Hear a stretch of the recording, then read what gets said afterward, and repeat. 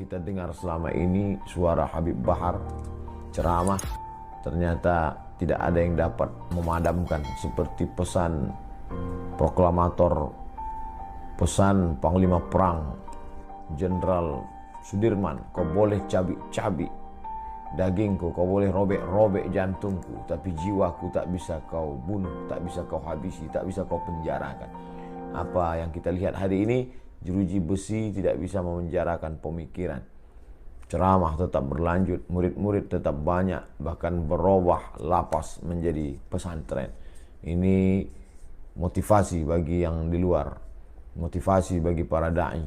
Ternyata dakwah tidak terbatas hanya di mimbar, tidak terbatas hanya di tabligh akbar, tapi ada yang lebih besar. Inilah sebenar-sebenar dakwah. Ud'u ila sabili rabbik, ajaklah orang ke jalan Allah Subhanahu wa taala. Dari jalan lalai ke jalan zikir, dari jalan setan ke jalan Allah, dari jalan lupa ke jalan ingat, dari jalan berpecah belah kepada jalan berpegang teguh kepada tali Allah. Semoga kita semua dapat diberikan istiqamah dan husnul khatimah. Terima kasih, mohon maaf atas segala kesilapan. Waffaqana Allah lima yuhibbuhu wa yardah. La tansani min husni da'watikum. Wassalamualaikum warahmatullahi wabarakatuh. Bagi para pemuda dan pemudi yang selama ini telah dengan setia mengikuti daripada perjuangan Habib Bahar bin Smith yang merupakan seorang Habib muda, Habib yang energik, Habib yang penuh semangat, Habib yang selalu mengatakan yang hak itu hak, yang batil itu batil, Habib yang selalu dengan lantang melawan segala kezaliman, laumata laim, walaupun seisi dunia harus mencerca dan mencacinya. Seorang Habib Bahar, Habib yang begitu berani, Habib yang begitu punya tekad yang kuat untuk selalu membela kebenaran dan melawan segala kezaliman. Karena itu kepada para pemuda dan para pemudi yang selama ini selalu mengikuti jejak perjuangan Habib Bahar bin Smith, kita sampaikan apresiasi, kita sampaikan penghargaan, dan dari kota suci Makkah terus saya dorong agar pemuda-pemudi tidak pernah jenuh, tidak pernah kapok untuk berjuang di jalan Allah. Dari Purwakarta. Assalamualaikum warahmatullahi wabarakatuh. Waalaikumsalam. Buya, akhir-akhir ini saya merasa prihatin dengan adanya beberapa habaib yang tersandung kasus hukum yang oleh sebagian kita disebut dengan istilah kriminalisasi. Sikap sebagian saudara-saudara muslim kita yang lain ikut mencaci dan mengolok-olok para habaib yang dijadikan tersangka dalam kasus hukum.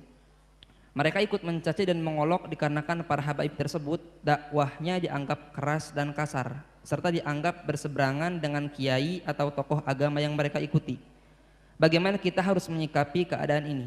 Bagaimana sikap kita jika seandainya ada perilaku seorang habib yang tidak kita sukai atau perilaku seorang habib yang melanggar agama?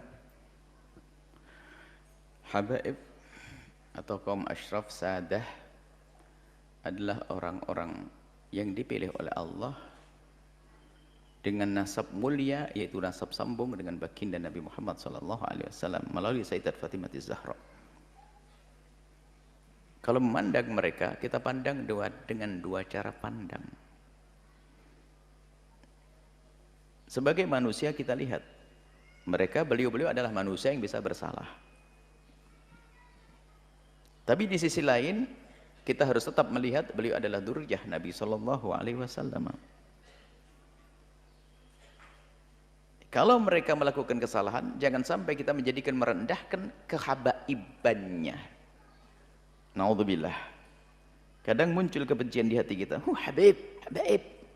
Ini sudah ada muncul kebencian. Kalau dia salah, kita katakan salah sebagai manusia. Tapi jangan dihubung-hubungkan dengan istilah habaib.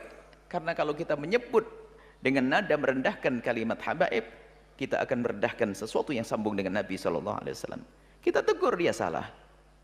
Tapi nggak usah karena habaibnya tuh habaib, nggak usah seperti itu. Seperti ada kebencian di hati kita dengan ahli bait Nabi, hati-hati, Nabi tidak akan menengok kita, tidak akan melihat kita. Kalau beliau bersalah, tentu kita wajib mengingatkan. Bahkan kewajiban kita mengingatkan beliau lebih daripada kita mengingatkan yang lainnya. Kenapa? Karena kita mengambil hidayah daripada kakek beliau. Kenapa di saat cucu baginda Nabi melakukan salah kok kita diam-diam saja? Tapi jangan sampai kita mencaci, mengolok, merendahkan karena dia habaib. Awas, hati-hati itu. Pandang dia salah, salah kita ingatkan. Kalau memang kesalahannya jangan ditiru, jelas itu. Tapi jangan sampai ada kesan, Habib tuh. Akhirnya kita merendahkan nasab mulia baginda Nabi SAW. Saat itu kita akan runtuh menjadi rendah. Pandang dengan dua cara pandang. Jika salah dia manusia, sesuai dengan prosedur bagaimana meluruskan kesalahan yang benar. Tentunya bukan dengan bermacam caci maki dan sebagainya.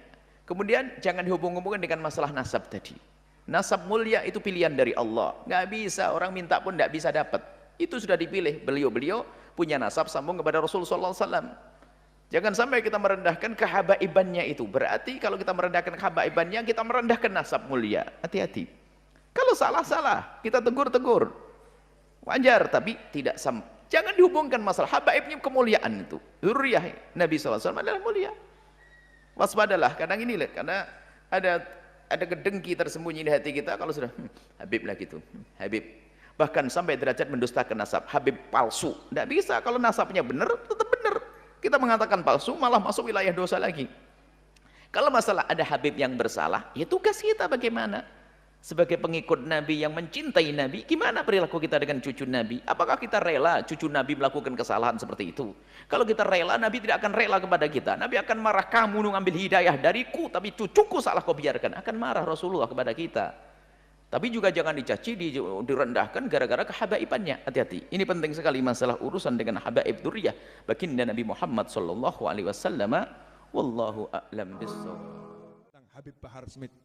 Habib Bahar, jazakumullah khairan. Habib Bahar, terima kasih banyak. Semoga Allah memberimu balasan yang berlipat-lipat. Maaf Bib, belum bisa jenguk. Dan maaf untuk teman-teman yang ada di penjara dimanapun berada umat Islam. Kami para ulama belum bisa menyamperi Anda dengan benar, belum bisa ngajar Anda dengan benar. Alhamdulillah, Habib Bahar Smith telah membuktikan di Polda Jabar, beliau bisa mendidik para nabi menjadi hafal hadis-hadis Nabi Muhammad SAW. Beliau bahkan menjadikan sekian nabi masuk ke dalam agama Islam. Beliau bahkan menjadikan nabi bersarung dan pakai peci. Beliau menjadikan nabi cinta solawat dan cinta Nabi Muhammad SAW. Inilah sosok cucu Nabi Muhammad SAW yang patut dihargai jasanya oleh bangsa. Meskipun beliau punya kasus hukum, meskipun beliau punya kesalahan, tapi jangan lupakan jasanya hanya lantaran satu kesalahannya. Itulah sikap mukmin yang baik. Mau di penjara berapa bulan sudah bisa mengislamkan orang, bisa membuat orang jadi sholat, jadi hafal 80 hadis dan seterusnya. Jenengan di Masjid Ar-Raudhah bertahun-tahun sama saya, satu hadis pun enggak jenengan hafal. Hebat Habib Bahar itu, kalah saya. Masya Allah, itu luar biasa. Ini loh yang saya ajarkan. Lihat ini yang diajarkan Pak Novel begini, ada ulama cintai. Jangan hujat, jangan caci, jangan maki, jangan benci, cintai. Lihat hasil karyanya, perkara punya salah, ya kita maklumi salah. Punya proses hukum, ya biar diurus sama hukum. Cintaku gak akan berubah, gitu loh. Paham ya? Jasamu gak akan kami lupakan. Oh itu yang diajarkan Nabi Muhammad SAW.